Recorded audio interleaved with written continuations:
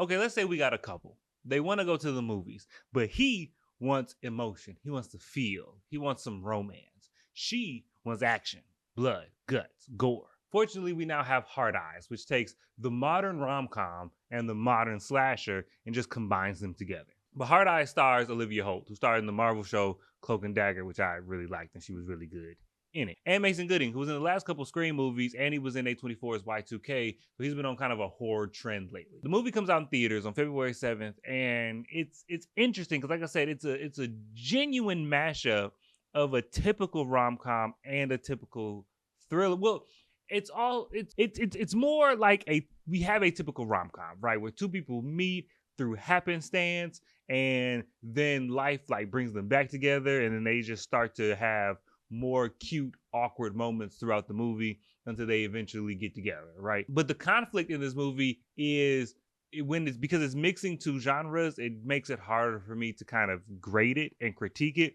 Because when I grade a movie, I try not to grade apples and oranges, right? So if I give Interstellar a 5 out of 5 and I give The Hangover a 5 out of 5, obviously you're not going to say that The Hangover and Interstellar are the same. You know what I'm saying? It's how well does a movie execute what it's trying to do? That's how I grade movies. What is this movie trying to do? What genre is it in? What story is it trying to tell? And how well does it do at telling that story, right?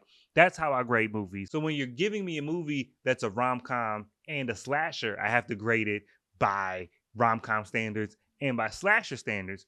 And so that kind of muddies the grading scale for me a little bit, but we're gonna try. Because positives first, the slasher elements of it, the horror elements of it to me were good. Like the kills were satisfying, they were gruesome, fully take advantage of the R rating, fully inventive kills we don't often see all the time. The way he was using different things to kill the couples, it was satisfying in a horror movie type of way, right? And they utilize the rom-comness as far as the pacing to me effectively, because we start out with horror and then it goes into a typical rom-com, and then we get to the rom-com, we sit in the rom-com for what I felt like was just long enough. It was on the verge of too long, right?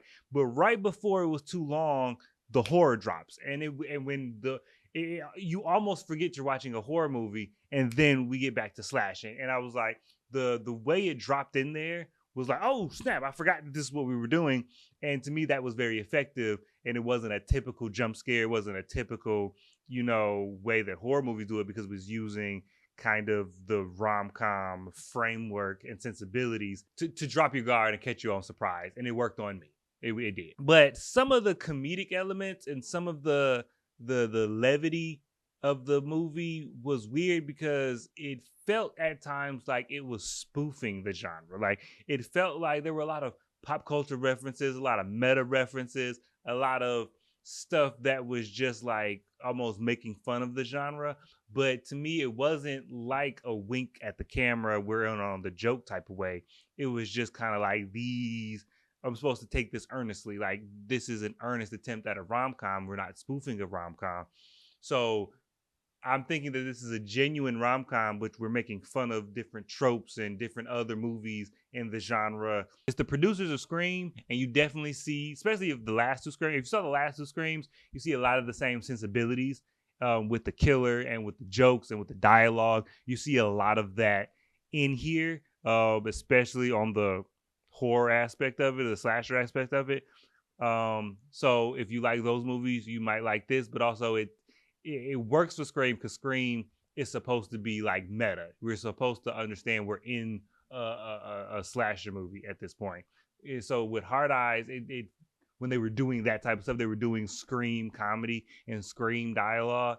It felt like it didn't fit at every point. So it was, at the end of the day, it's a date night movie. And if you want to go out and you want to see something that's not that serious, something that's just fun, you might have stopped by the bar before you go in. I think that this will be effective in that. But in my rating system of should you buy a ticket for it, should you stream it, or should you skip it altogether, I feel like the timing of it is for the holiday. If you want to go see something, if you want to go to the movies on Valentine's Day and you want to see something thematically consistent on Valentine's Day, then this is a good pick. Sure, it fits all the categories, and I don't think you'll be mad at that if that's what you're looking for.